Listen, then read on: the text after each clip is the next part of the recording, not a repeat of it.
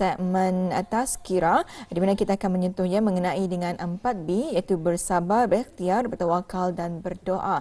Jadi kita terus sahaja perkenalkan tetamu undangan kita iaitu Yang Mulia Tuan Ustaz Haji Muskrisman Safari bin Haji Mustafa iaitu penceramah kita pada pagi ini. Assalamualaikum Ustaz. Waalaikumsalam warahmatullahi wabarakatuh. Alhamdulillah. Siapa ni bersama saya?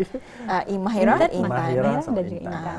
Apa khabar ni Ustaz? Pagi ini sehat? Alhamdulillah sehat insya-Allah. Alhamdulillah. Itulah lama sudah tidak bersama di Memang lama pagi. tidak bersama bersua. Ya, alhamdulillah. Jadi ini bertepatan juga dengan sempena dengan sambutan Hari Isra dan Mikraj yang akan berlangsung insya-Allah pada hari Sabtu ini.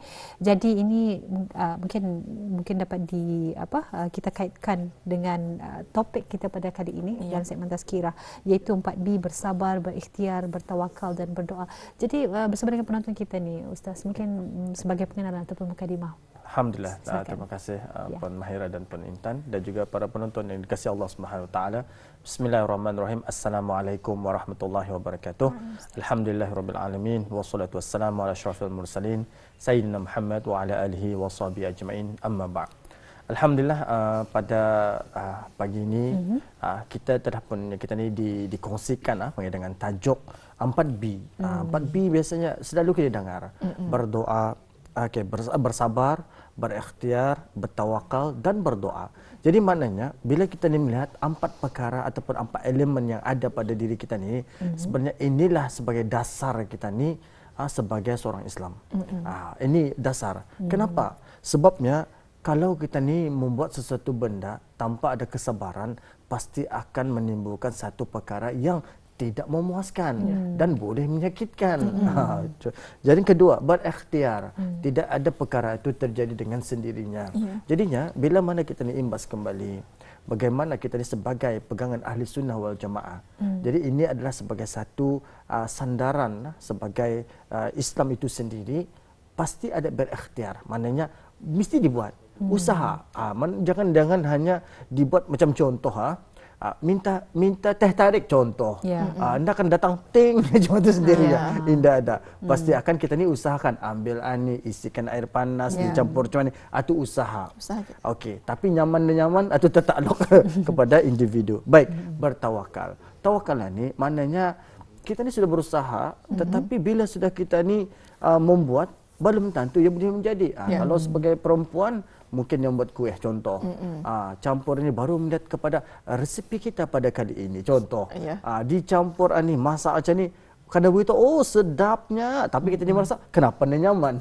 Istilah bahasa di sini kita ni sudah membuat tapi hasilnya itu kita ni serahkan kepada Allah Subhanahu wa taala. Namun penghasilan itu berbeza. Setiap orang mempunyai hasil yang berbeza dengan apa yang dilaksanakan. Jadi sebab itu tawakal ini artinya kita ni menyerahkan diri kepada Allah Subhanahu wa taala. Jadi dalam kehidupan kita ni contoh kita ni memandu. Bila memandu kita ni berdoa.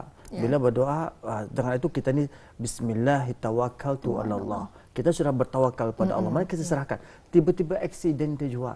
Tapi di sini menunjukkan jangan disalahkan. Apa ni? Aku sudah bertawakal, aku sudah berusaha mengelak. Tapi bila sudah kejadian macam itu berlaku, masih juga kejadiannya. Maknanya kita terlupa. Lebih bersyukur kita ni daripada hancur kereta daripada hancur manusia. Biar hancurnya kita kereta tidak mengapa, asal saja kita ni dalam keadaan yang terjaga dan terpelihara oleh Allah Subhanahu wa taala. Baik, berdoa. Doa ni pun juga kadang-kadang timbul daripada masyarakat kita ni.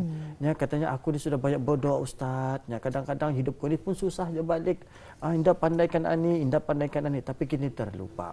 Doa ni ada 3 benda. Satu, sama ada dimakbulkan secara instan. Mana secara terus-menerus dikabulkan. Kedua, sama ada digantikan perkara yang lebih baik. Ketiga, ataupun kita ni kena takjilkan, kena extend. Dah hari ini kita ni menerima, mungkin akan datang kita akan menerima. Jadinya berkaitan tentang istilahnya tema ataupun tajuk berkaitan dengan sempena sambutan Isra' dan Mi'raj yang akan berlaku yang kita ni setiap 27 Rejab. InsyaAllah kita ni di Brunei Darussalam ini akan menyemarakkan sambutan tersebut pada hari Sabtu insyaAllah. Jadinya di sini berkaitan tentang tema ada berkait juga dengan 4 bian ya. Tapi daripada sana tema yang kena maksudkan adalah sembahyang meraih redha Allah. Itu ia punya tema untuk sambutan Isra' Mi'raj. Namun begitu, perbincangan kita ni mengenai dengan 4B ini, iaitu bersabar. Dalam firman memang mengatakan innallaha ma'as sabirin. Okey, wasta'inu bis-sabr wasta'inu bis-sabri was-salah wa inna lakabiratu illa 'alal khashiin. Maknanya kita ni minta pertolongan dan sabarlah dalam mendirikan sembahyang. Sebab kenapa? Atu barat katanya, indah dan ringan. Bila siapa mengatakan yang ringan sembayangan ni? Indah. Cuba tak bangun subuh pun ngalih. Bangun akan sembahyang Isya pun tapi untuk kan kita ni membuat secara sosialnya untuk diri kita ni bermain mobile kah, kemudian Facebook kah, Instagram kah, apa. Kadang-kadang walau berjam-jam boleh kita ni buat. Jadi maknanya di mana tahap kita ni punya kesabaran tersebut. Okey. Dan juga dalam kita ni melaksanakan perkara ibadah ni, saya kaitkan dari ibadah bersabar. Apa satu kita berkaitan lagi dengan berikhtiar. Jadi ikhtiar ini pun kan kita ni kan mendatangkan rezeki, kita ni mesti ada usaha. Betul. Wa qul i'malu fasayarallahu amalakum. Maknanya kamu bekerjalah, pasti Allah akan mempermudahkan urusan-urusan kamu. Okey, itu yang kita lihat. Lepas itu bertawakal. Saya lebih mengaitkan tentang ayat 1000 dinar, wa may yattaqillah. Saya selalu mengaitkan itu. Jadi wa may yattaqillaha yaj'al lahu makhraja wa yarzuqhu min haitsu la yahtasib wa may yatawakkal. Siapa yang bertawakal, wa may yatawakkal 'ala Allah fa huwa hasbuh. Jadi maknanya siapa yang bertawakal kepada Allah memadai hanya kepada Allah. Okey, lepas tu berdoa. Ini kita ni kena suruh untuk berdoa. Okey, udhuni astajib lakum. Berdoalah kamu pasti akan dikabulkan. Jadi itulah sebagai mukadimah perbincangan yang dapat kita dikongsikan pada pagi ini. Iya. Jadi kita bicara mengenai 4B, itu bersabar, berikhtiar, bertawakal dan berdoa. Ini adalah merupakan kunci sukses dunia dan akhirat dalam Islam sesuai dengan ajaran Nabi Muhammad SAW ya. Jadi Ustaz, kami ingin mengetahui bersama ni, kalau dalam kita melakukan sesuatu, patutnya kita ni ada bersabar, berdoa. Jadi mungkin boleh Ustaz kongsikan sedikit mengenai dengan tata cara kita ni berdoa ni macam mana? Ya, okey. Maksudnya setiap perbuatan kita ni mempunyai adab dan tata susilanya. Jadinya bila kita ni berdoa ni, di antaranya salah satunya hendaklah yang sebaiknya dalam keadaan yang berudu, okey, menghadap kiblat, okey, dan juga penuh khusyuk. Kita ni kadang-kadang berdoa tapi main-main. Macam mana doa? Kalau ada pernah kan, kalau kita ni telah ada dikongsikan, kalau kita ni cerita-cerita pada zaman Rasulullah SAW dan juga para sahabat, kadang-kadang ada yang berdoa tu tidak sepenuh hati. Ada yang kadang-kadang berdoa tapi main mobile macam bismillah macam ni. Ada juga berdoa tidak menghayati. Ada kadang-kadang ia berdoa hanya sekadar untuk memenuhi syarat. Jadi sebab itu doa kita ni tu sebenarnya tidak mungkin saja bukanlah tidak didengar. Memang didengar oleh Allah karena innallaha as-sami'un basir. Allah tu Maha mendengar dan Maha melihat. Jadinya di sini doa kita ini sebenarnya yang perlu kita terapkan adalah perlu ada adabnya saja. Itu paling penting. Dan juga keyakinan. Allah berfirman, "Ya wa'bud rabbaka hatta ya'tiyakal yakin." Kamu beribadahlah kamu dengan kepada Tuhan kamu sehingga datang kepada kamu keyakinan. Ya Allah, aku minta ini ya Allah, aku minta ini ya Allah. Tapi yang kita ni minta itu setentunya kadang-kadang bukan sesuai untuk kita. Contoh, kita kan mau jadi hidup senang, walhal Allah sudah bagi kita kesenangan. Tapi kesenangan mana yang kita hasilkan? Sehingga dikatakan, katanya kalau kamu ingin doa kamu dimustajabkan di waktu kamu susah, banyakkanlah kamu berdoa di waktu kamu senang. Ini paling penting. Jadinya di waktu kita ni senang-senang ni banyakkan berdoa, banyakkan, jangan pernah khusyuk. Sebab tu kalau tidak ada kekhusyukan, tidak akan mungkin menimbulkan rasa keperluan. Sebab tu bila kita ni berdoa dengan penuh kesungguhan, insya-Allah akan dikabulkan. Cuba kita lihat bagaimana Rasulullah SAW berdoa ketika mana peperangan Badar. Semasa permulaan tu Rasulullah rasa takut. Rasa takut, macam mana ni ya Allah? Keadaan ni, keadaan macam ni. Sekiranya untuk kan berikan keterangan itu, la takhaf wa la tahzan innallaha ma'ana. Janganlah kamu takut dan janganlah kamu sedih, Allah bersama kita. Ini yang kita ni kadang-kadang terlepas pandang. Bila kita terlepas pandang, kita anggap Allah aku ni susah ya Allah, macam mana ni? Ada lagi orang susah. Kadang-kadang ada orang kita ni sudah berbakti, macam contohlah kita ni membantu orang, kan ada orang kesusahan dan sebagainya. Kadang-kadang cakap aku ni lagi susah, tapi kita terlupa ada lagi orang lebih susah. Jadi secara kesimpulan untuk berdoa ni kita ni penuh kesungguhan, dan juga yang kita ni minta ni iaitu kepada siapa? Tiada lain dan bukan hanya kepada Allah Subhanahu Wa Taala, tapi jika diselitkan dengan ada kekurafatan, kurafat, kesyirikan, na'udzubillahi min zalik, maka doa kita tu setentunya pasti akan ditolak. Na'udzubillah. Okey. Itulah sajalah. Jadi itulah sebenarnya kita ni sebagai manusia ni memang sebenarnya tidak ada lari daripada kesilapan. Betul. Ataupun kita ni membuat dosa tu. Tapi itulah setiap kepayahan itu pastinya diiringi dengan kemudahan.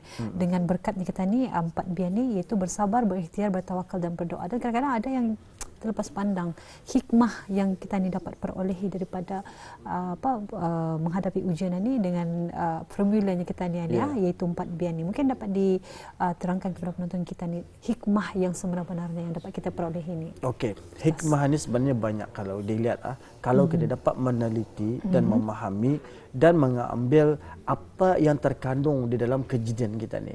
Okey, contoh kita ni sudah melihat kalau kita ni pandang, jangan pandang sebelah mata. Mesti kita lihat secara terbuka. Okey, itu sebagaimana saya katakan tadi. Satu, bila kita ni susah, aku ni dah makan. Padahal dia ada makanan itu. Contoh ada nasi, ada lauk ataupun ada ikan. Tapi kita tidak merasakan kesyukuran. Sebab tu kadang-kadang bila tidak ada merasa kesyukuran itu, itulah kita ni merasakan tidak kecukupan. Jadi dalam pada tujuan kita ni ambil kepada perkara-perkara yang dapat kita ni kaitkan.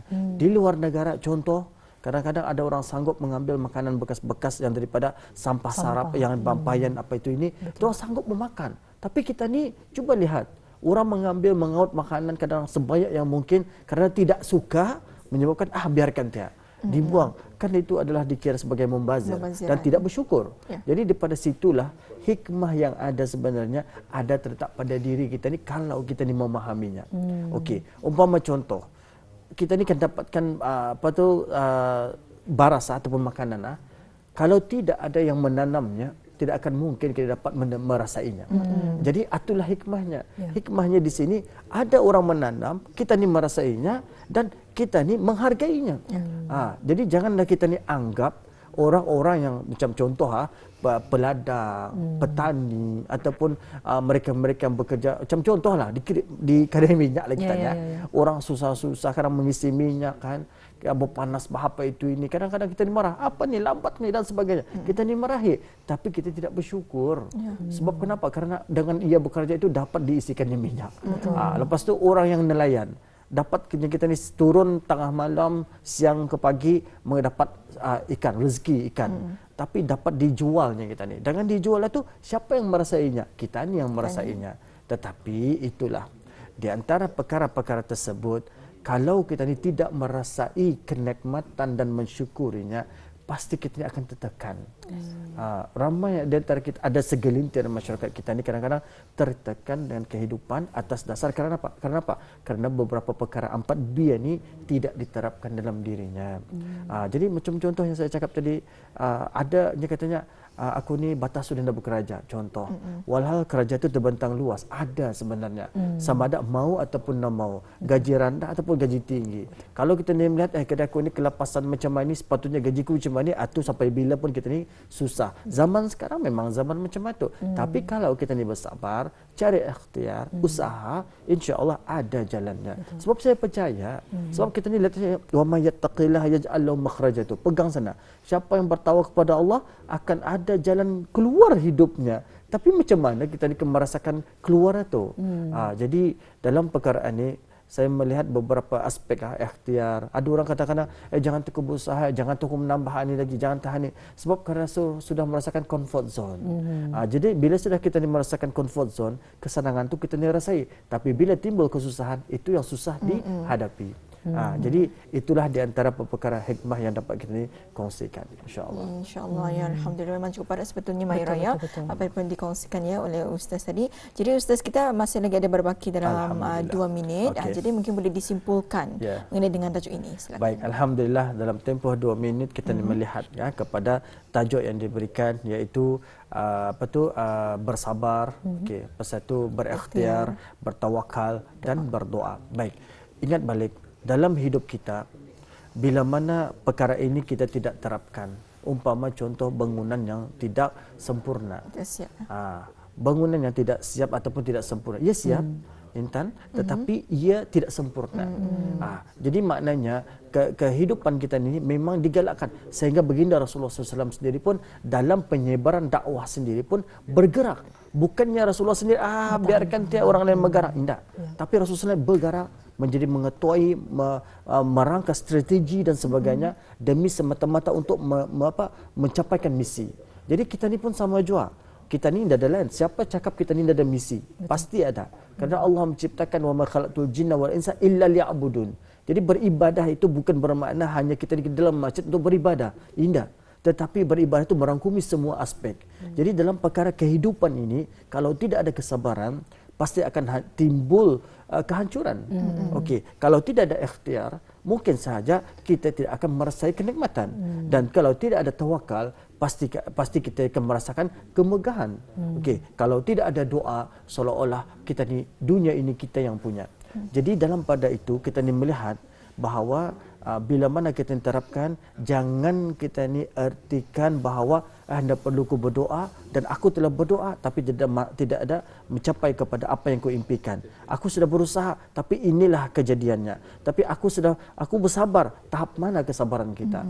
Cuba kita lihat Nabi SAW sendiri, bagaimana Rasulullah SAW menghadapi ujian-ujian. Apalagi yang kita ni menghadapi dalam peperangan, yang kita ni cuba tak kita ni bang, kerana komen saja di dalam Facebook, Instagram, media sosial, kerana komen saja tidak baik, apa ni dah lawak contoh, marah kita ni kan. Rasulullah sendiri tidak. Dihampas kita ni, dibalangkan najis, ditayangnya kita istilahnya, maka waktu itu ada timbul kesabaran. Jadi itulah secara kesimpulan yang dapat kita kongsikan pada kali ini. Wallahu a'lam. Ya, alhamdulillah memang padat sekali, dan apapun kita ucapkan terima kasih kepada Yang Mulia Tuan Ustaz Haji Muskrisman Safari bin Haji Mustafa sebagai penceramah, dan terima kasih kita ucapkan. InsyaAllah kita akan berjumpa lagi. Assalamualaikum warahmatullahi wabarakatuh. Waalaikumsalam warahmatullahi wabarakatuh. Ya, alhamdulillah kita bersedia kita ikuti bersama tazkirah, segmen tazkirah itu memperkatakan mengenai dengan 4B, bersabar, berikhtiar, bertawakal dan berdoa. Jadi dalam kehidupan kita ni perlunya kita ni ada yang memegang 4 kunci ini untuk kita ni sukses di dunia dan juga akhirat. Jadi ya betul sekali. Jadi kita harapkan mudah-mudahan kita dapat melakukan yang terbaik dalam kehidupan kita. Dan kita mewakili rakan penerbit dan juga rakan juruterjemah yang bertugas hari ini mengucapkan ribuan terima kasih, dan insya-Allah kita berjumpa lagi esok. Assalamualaikum warahmatullahi wabarakatuh. Kita jumpa lagi.